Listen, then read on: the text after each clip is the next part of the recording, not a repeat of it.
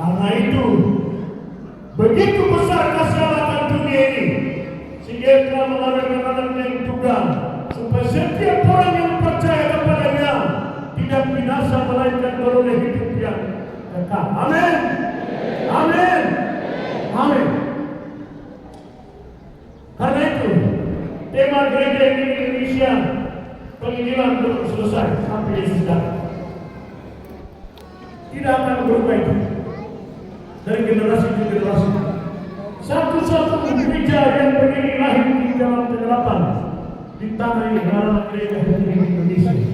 Karena itu siapapun dari generasi ke generasi, dia akan terus berbicara mengenai Injil di tanah ini sampai dia kembali. Kalau Yesus berkata. Karena itu Bapak Ibu Saudara anak-anak Tuhan yang saya kasih, dengan tema yang ada di depan gereja yang menabur, dengan misi dari gereja di Indonesia dalam kepemimpinan Presiden dan Wakil Presiden yang sekarang, dengan gereja yang mandiri menjadi berkat bagi bangsa-bangsa dan suku-suku yang lain, dengan harapan impian dari Bapak Presiden gereja di Indonesia bahwa gereja ini perlu mandiri, perlu berdiri di atas kekuatannya sendiri dengan apa yang dia punya untuk ke depan. Karena itu bagaimana saya dan Bapak Ibu kita semua menjadi satu dalam kekuatan Injil yang luar biasa yang berperkara di tanah ini. Kita juga akan menjadi gereja yang menabur, gereja yang terus membagikan kasih kepada orang lain, gereja yang terus pergi untuk memberitakan Injil melalui dana, melalui doa, melalui orang yang kami utus pergi ke negara-negara yang lain, ke suku-suku yang lain, ke tempat-tempat yang lain yang belum terjangkau oleh Injil. Karena itu hari ini bersama-sama kita akan belajar dari 3 tokoh yang luar biasa yang mengawali perjanjian baru, dengan 3 tokoh yang luar biasa ditulis di dalam Injil Matius pasal 1 ayat yang ke-1. Itu akan menjadi motivasi bagi kita semua yang hadir di hari ulang tahun ke-62, terlebih khusus bagi anak-anak muda yang saya kasih. Engkau harapan daripada gereja ini, engkau masa depan daripada gereja ini. Karena itu selagi orang tua yang masih ada, masih semangat ini, mari engkau berdiri, bangkitkan semangat membagi Injil. Engkau siap pergi untuk melihat ke negara-negara yang lain. Karena itu bersama-sama kita akan membaca dari Injil Matius pasal 1 ayat yang ke-1 secara bersama-sama. Pada hitungan yang ketiga, kita semua akan bersuara secara bersama-sama karena berbicara perjanjian baru. Inilah yang dia mulai. Karena itu kita akan sama-sama membacanya. 1, 2, 3.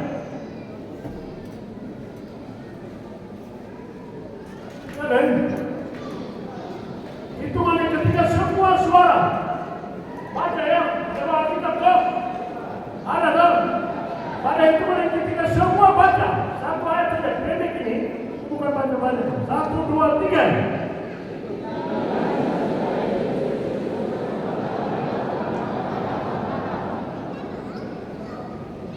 Ayat 1 saja. Inilah, kata inilah, itu adalah sebuah keyakinan yang luar biasa. Inilah silsilah. Silsilah berarti dia punya keturunan, dijelaskan. Nah kalau kita jelaskan, inilah gereja di Indonesia pada tanggal 12 Februari tahun 63, para misionaris lokal ada 61 orang. Mereka duduk di Finlandia ya. Sekarang apa Finlandia? Baru mereka diskusi, baru gereja ini terbentuk dan terus ada bagaimana ke Tony, bagaimana ke Yamo, ke Logo, bagaimana sampai ke Yahukimo, sampai ketemu di suku Yali, Mek, Upla, Kiliam, dan dia berkembang terus. Inilah gereja di Indonesia. Sehingga hari ini kita bisa ada di Gor di sini. Inilah artinya sesuatu yang menjelaskan bahwa benar ini begini. Nah, bagaimana gereja besar ini? Dia akan bisa mandiri, dia akan menjadi gereja yang menabur. Bukan hanya di Papua, tapi dia akan pergi menabur di negara-negara yang lain. Dia akan pergi ke bumi yang lain. Dari Hotel Indonesia sudah 170 tahun. Dari misi NDMU, APCN, dan WFM hampir sudah 62 ini, dia akan pergi ke negara yang lain. Kita akan coba wawancara dengan 3 tokoh pelaku sejarah yang luar biasa dari yang kita baca ini. Kita akan sama-sama memperhatikan diskusi mereka, menjelaskan bagaimana mereka bisa tercatat di dalam silsilah memulai perjanjian baru ini. Inilah silsilah Yesus Kristus, anak Daud, anak Abraham. Siapa yang lahir duluan? Daud ke Abraham? Abraham. Kenapa penulis Daud duluan? Berarti salah dong. Salah atau benar? Para pendeta, ini salah atau benar? Inilah silsilah Yesus Kristus, anak Daud. Pada Daud itu turunan yang ke-14. Dilewati Yakub yang Ishak lewat, Yakub lewat, Yehuda lewat, sampai disebut Daud. Ya, ini penulis juga yang lain kan? Masa sampai ke 10 baru disebut. Inilah silsilah Yesus Kristus, anak Daud. Pada Daud ini yang ke-14.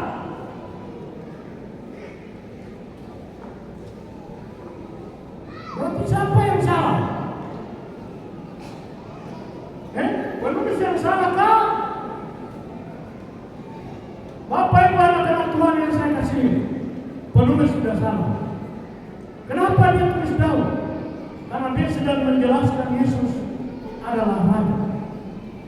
Yesus adalah Raja di atas segala raja. Yesus adalah Raja di atas segala raja. Karena itu dia memulainya dengan Daud. Abraham tidak jadi raja. Tapi di sisi lain dia mulai dengan Abraham. Kalau ayat 2 kita baca dia mulai dengan Abraham. Karena Matius sudah menulis Yesus adalah raja.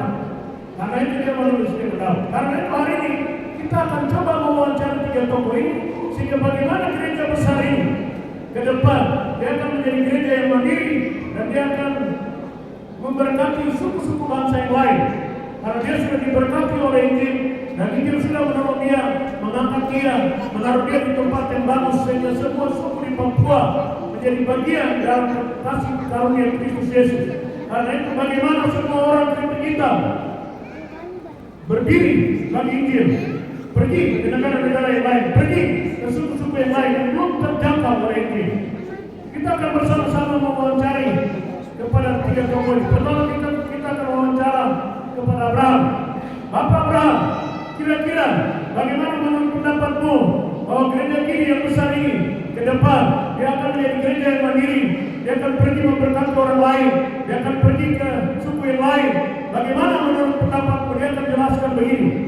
Anak-anak, alhamdulillah, saya ini hidup di suku yang lain.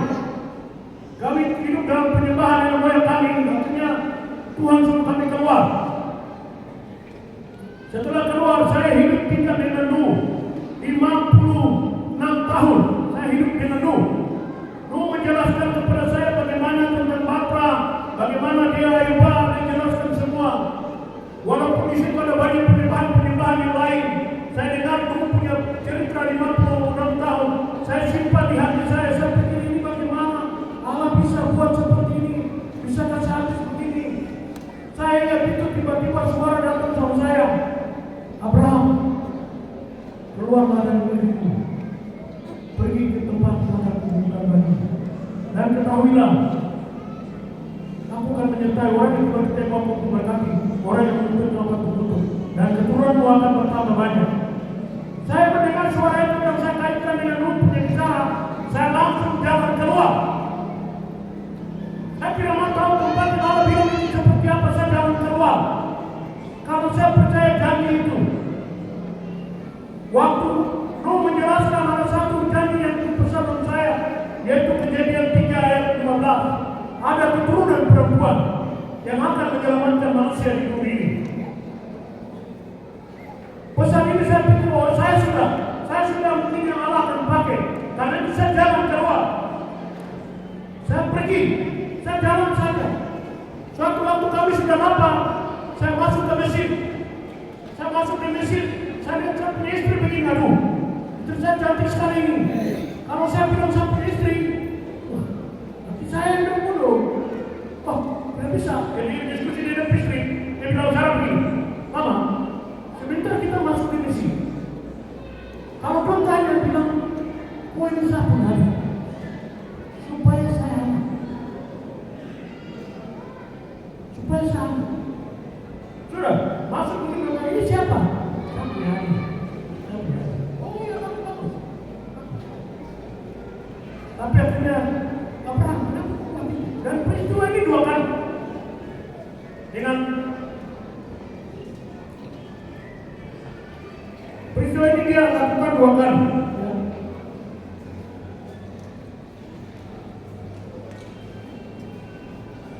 Bapak Ibu Saudara yang saya kasih, proses perjalanan hidup Abraham luar biasa. Istrinya dia mengaku 2 kali sebagai adiknya, tapi juga hubungan dengan Lot keponakannya.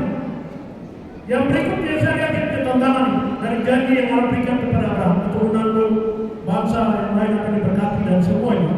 Tapi proses perjalanannya, istrinya dia mengaku sebagai adiknya. Berikutnya dia dengan Lot.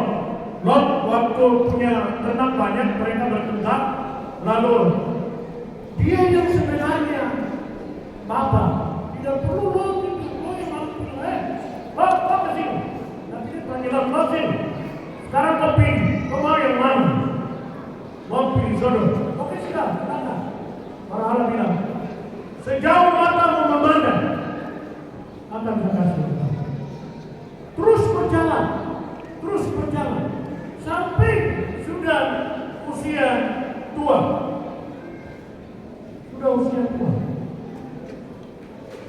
Saya pikir begini, Abraham, dia bilang mungkin Bapak, waktu kedua, kau bilang, nanti kedua keturunan akan berkati luar biasa. Tapi sampai saya sudah tua begini, kedua belum ada anak juga ini. Bagaimana kalau pembantu kami ini, Hagar ini, kau tidur dengan dia dulu. Mungkin anak mau keturunan melalui itu. Abraham lagi dong. Oh, bagus. Senang. Akhirnya Hagar hamil. Biasanya Sarah sebut. Hagar bikin ini. Sarah ikut saja. Hagar ikut saja. Tapi sekarang sudah hamil. Sarah bilang, Hagar bikin ini saja.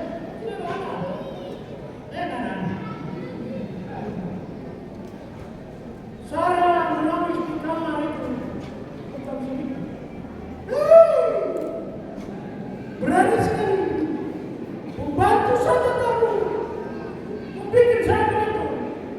Itu Abraham pulang. Warga dari Bapak, hari ini Hagar sudah bikin saya begini. Abraham bilang, oh menyanyi. Silakan buatku. Oh, kamu yang sih. Hagar keluar. Pergi. Proses itu terus berjalan. Janji tentang tanah, janji tentang keturunan, janji tentang berkat, janji tentang keselamatan dari keturunannya.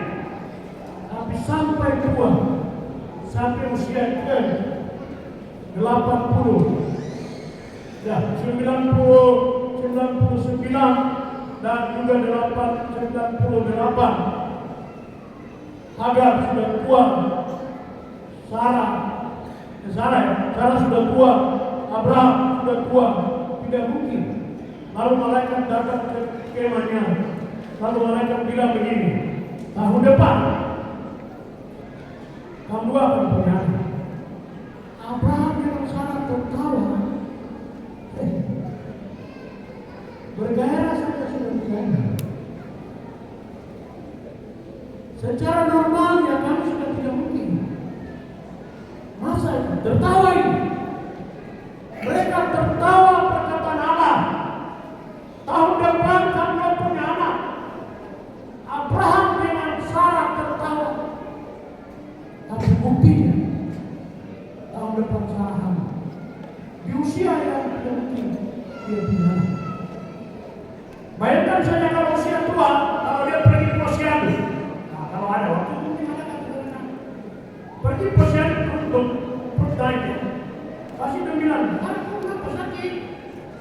nasaan. Kali apa semua kita bisa baik-baik. Mungkin penyakit lain. Ada banyak saja pasti mungkin orang akan berkata. Tapi akhirnya Ishak juga lahir. Ishak lahir. Cara bawa dia waktu kecil, jaga dia dengan luar biasa. Jangan bersama. Pasti orang pikir ini siapa? Tapi tidak sampai jangan. Kenapa? Tapi sampai jangan. Tanpa ada bimbang sedikit pun, tanpa ada ragu sedikit pun, dia percaya kepada janji Tuhan. Dari keturunanmu akan ada berkat, dari engkau ada keselamatan, daripadamu akan ada tanah yang akan kuberikan kepada keturunanmu. Abraham tetap berpegang pada janji itu, sekalipun anaknya harus dikorbankan, sekalipun anaknya harus persembahkan. Dia berjalan 3 hari ke Gunung Moria dengan percaya yang sungguh, sekalipun aku akan kehilangan semuanya, tapi janji Tuhan tetap saya akan lakukan.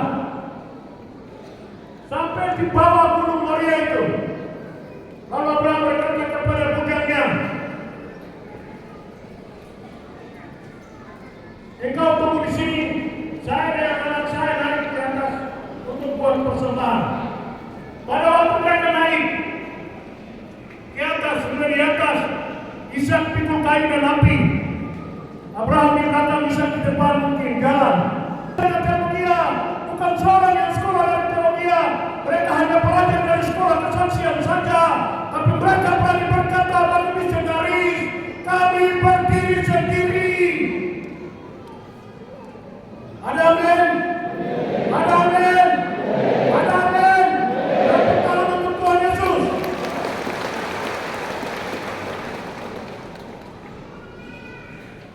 Karena itu, setiap generasi gereja di Indonesia berdiri di atas perjanjian Tuhan Yesus. Pergilah, jadikanlah semua bangsa murid. Karena itu puluhan tahun 50 Tuhan menaruh bangsa. Generasi ini benar, pemimpinan dan kesusahan. Itu dari Abraham. Yang kedua kita akan tanya dari Daud. Daud, kira-kira bagaimana gereja ini ke depan? Kira-kira gereja ini menjadi mandiri, dia akan berdiri sendiri, dan dia akan memberkati suku bangsa yang lain. Kira-kira bagaimana pendapatmu? Daud akan bersaksi tentang kehidupan. Daud akan menjelaskan hari ini.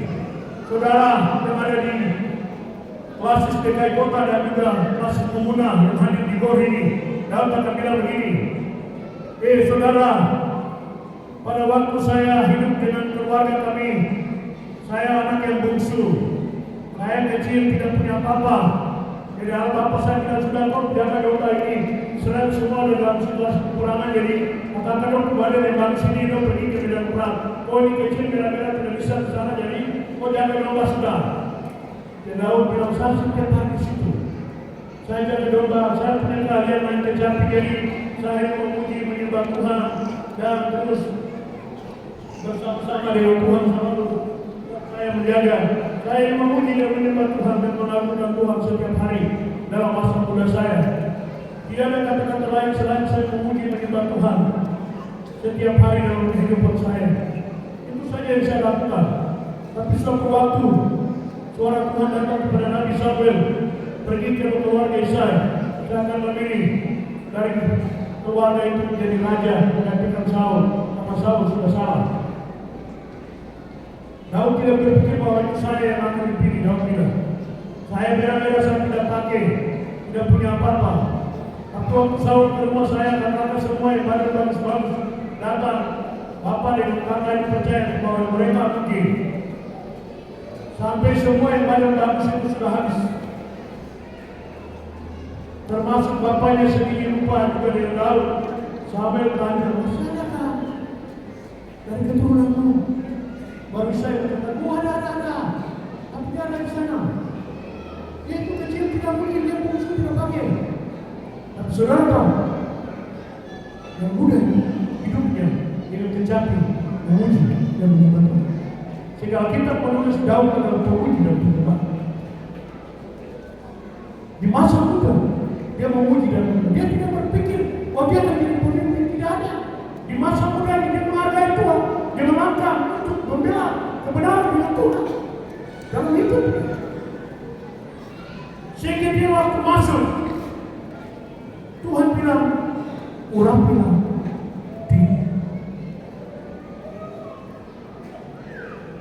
Daud diurapi karena hidup dalam pujian Tuhan. Sehingga suatu waktu dia dibawa ke medan perang, bapaknya menugaskan dia untuk bawa makanan dari kakaknya. Tiba-tiba dia dengar Goliat berteriak, "Hei orang Israel penapul, mana kamu punya Tuhan itu? Tuhan yang bawa kamu dari Mesir itu, Tuhan yang buat sepultura yang kamu bilang itu, Tuhan yang bawa dia lawatin api kemana? Mana kamu Tuhan itu? Aku Tuhan yang kamu bilang dari laut ke laut kemana?" Dia mengulang-ulang kepada orang Israel. Seluruh bangsa Israel takut. Daud bawa makanan ke kakaknya, tapi telinganya mendengar. Ketika Goliat memuja nama Tuhan, ketika Goliat meremehkan nama Tuhan, ketika Goliat menginjak-injak nama Tuhan, dia berkata, "Siapa orang itu? Siapa orang itu? Siapa orang itu?" Dia berkata kepada kakaknya, "Kau kecil benar-benar, pergi, pura-pura, yang aku datang. Mungkin lawan dia." Saya tanya, siapa orang itu? Siapa orang itu? Berita ini disampaikan kepada Saul. Saul bilang, "Panggil dia datang." Anak kecil itu panggil. Saul lihat dia dari itu, kamu bisa. Mata saja, kamu ini baru. Kok bisa, kok bisa. Kok kamu itu apa bisa banyak sudah?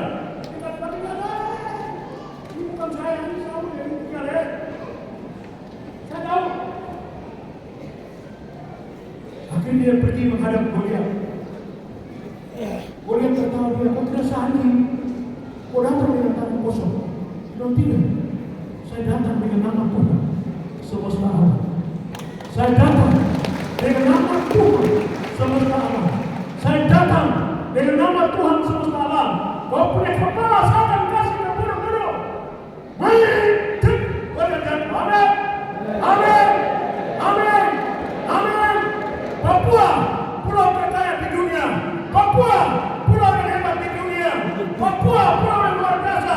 Kata orang Papua tidak akan bisa jadi berkat dengan kekayaan yang dia punya. Kata orang Papua akan jadi berkat dengan nama Tuhan semesta alam. Orang Papua akan menjadi berkat dengan nama Tuhan semesta Papua. Papua ini, dia harus berdiri di atas nama Tuhan semesta Papua ini. Baik dia sebagai pejabat, baik dia sebagai apapun, di kantor yang dia duduk, di tempat yang dia duduk, dia harus berpikir tentang nama Tuhan semesta alam. Amin. Amin. Amin. Amin. Tepuk tangan untuk Tuhan Yesus. Kekayaan di tanah ini tidak akan menolong kita. Tidak akan membawa kita. Kenapa? Karena seluruh dunia dia punya mata bukan muka kecil, muka besar-besar untuk kekayaan yang ada di perut bumi. Dan orang yang terpilihkan dalam bumi tidak tahu. Nanti kita lihat yang terakhir. Amin. Kita akan tanya kepada Yesus Kristus. Generasi ke-40 dari silsilah ini. Inilah silsilah Yesus Kristus yang Daud, anak Abraham. Bagaimana menurut Yesus? Bisakah gereja di Indonesia di ulang tahun yang ke-62 kelas di wilayah Yahukimo, kelas SDK Kota dan kelas pemuda yang hadir di aula ini, di GOR ini, bisakah orang-orang ini jadi berkat, berdiri dengan kekayaan mereka sendiri, dengan hidup mereka sendiri, mereka akan menjadi berkat bagi suku-suku yang bangsa yang lain? Kira-kira menurut pendapatmu seperti apa Yesus bilang begini? Saudara-saudara, benar, saya ini anak Allah. Saya ada dengan Bapa di surga. Kami diskusi mengenai manusia di dunia ini. Saya lihat orang Papua.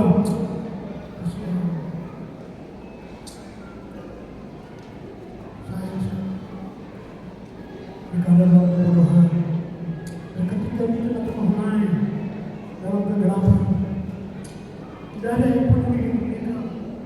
Tidak ada yang lihat dengan mereka. Diskusi itu terjadi di surga. Lalu Yesus berkata, saya akan pulang. Saya siap mati bagi mereka. Bapak kata, betul, siap. Saya siap. Saya siap mati untuk mereka. Yesus pulang di Yerusalem. Lalu terbang di kandang yang indah, dibungkus dengan handuk kain yang dibagikan bagi domba, melukiskan engkau dan saya yang hina dan tidak pakai itu. Prosesnya terus berjalan, lalu dia bertumbuh semakin besar, terus menunjukkan kasih dan kuasa yang luar biasa dari hari ke hari. Dia penguasa alam semesta dan surga, tapi dia rela meninggalkan semua itu dan menjadi sama seperti kita. Dan dia rela mati untuk menebus semua itu. Kata menebus ini saya pikir begini, waktu menjelaskan tentang kata penebusan, itu digambarkan begini. Ini manusia ini ada di pasar dosa, di tempat yang tidak mungkin. Artinya barang-barang jualan yang sudah tidak pakai, tidak baik, ditaruh di situ. Tidak mungkin langsung akan digeser ke tukang sampah datang dan angkat. Sayur yang sudah laku, atau yang tidak laku, apa yang tidak baik, itu semua sudah ditaruh di tempat sampah itu. Barangnya begitu. Yesus datang membayar dengan hidupnya yang benar. Dia membayar